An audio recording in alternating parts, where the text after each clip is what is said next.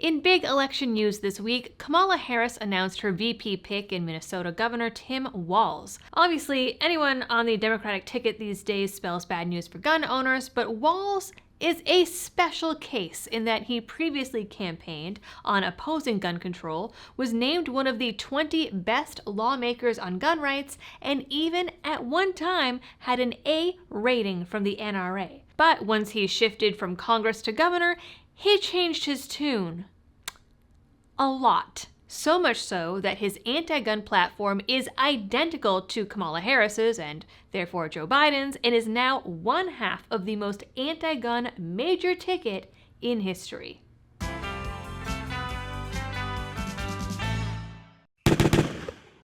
Hello everyone and welcome back to the channel. Tim Walz supports a lot of the things we can expect from a Democratic VP pick, like free school lunch, mandatory paid family leave, pot legalization, and driver's licenses for illegal immigrants. These are all policies that he successfully signed into law during his stint as Minnesota's governor. He's been less successful with his gun control crusade, a crusade that, until 2018, he swore he was adamantly against. Now, while in Congress from 2006 to 2018, he actively opposed new gun control laws. He campaigned and banked on his background as a hunter, a gun owner, and a veteran. He was even endorsed by the NRA as recently as 2016, and at one point held an A rating from the organization. But just 2 years later, in 2018, he changed his tune. He ran for governor and Parkland happened, and then suddenly he was calling for universal background checks,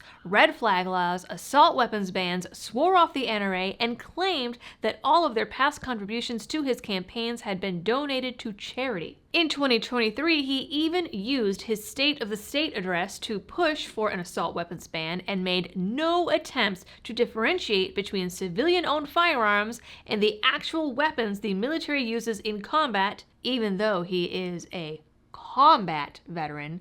He's not. It came out that he never went to combat. But even so, he said, "I'm not just a veteran or a hunter or a gun owner.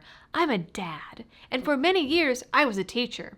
I know that there's no place for weapons of war in our schools or in our churches or in our banks or anywhere else people are just trying to live their lives without fear." And then, in that same address, he said, "I got an A rating for the NRA my first term in Congress. Now I get straight Fs and I sleep just fine." Adding that everyone knows gun violence is an issue, but are just used to being bullied by the gun lobby.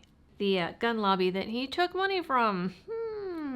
It's hard to tell if he really did change his mind or if it was a political move, as it came around the same time that his competitors started saying that he couldn't be governor because his NRA relationship and stance on guns was proof that he couldn't be trusted. Well, it turns out that he couldn't be trusted in a different way. But before I get to the rest of the video and those details, here's a bit about today's sponsor, Blackout Coffee Company. They are a small family-owned roaster based in sunny Florida that has supported this channel and your rights for years. Whether it is coffee, tea, or hot chocolate, they have got you covered with a cup that you can feel good about, knowing your purchase helps support channels like mine and some of your favorite gun rights groups. So, to check them out, go to blackoutcoffee.com/libertydoll. Now, back to today's video and Tim Walz's popularity contest. At the time, State Auditor Rebecca Otto was also running, also questioned the move, and told the Star Tribune he had many opportunities to change, and the only thing that's changed is that he's running for governor, and it's an issue. He could have changed after Sandy Hook, he didn't, and he continued to take money from the NRA. Which is true. He took that money and supported gun rights when it was convenient, and then turned on his constituents, the NRA and gun owners, when it no longer suited him. Walz came out and said it was because being governor is different than being a congressman from a rural district, and there's a few ways to read into that. That maybe he was at one point listening to his constituents before and stopped, which I find unlikely. That he is just in a big popularity contest and it wasn't cool anymore to support gun rights, or that he saw getting big city support as the way to cash in on votes. I can't speak to Minnesota politics, but seeing as it's not one of the big states that usually comes up for gun control, the way I see it, he was trying to make a political name for himself. Bottom line, he changes his politics when it's convenient and will further his agenda. It just so happens that his agenda in Minnesota matches the core of Harris's gun control agenda, and you can't get much more political clout than being VP on a big election ticket that is suddenly a TikTok sensation because of some stupid thing Kamala said about coconut trees. Seriously, look it up. Now, you might remember an exchange during the 2020 debates when Joe Biden said that you can't push through gun control with executive orders, which is correct, and Harris said, "Yes, Joe, you can."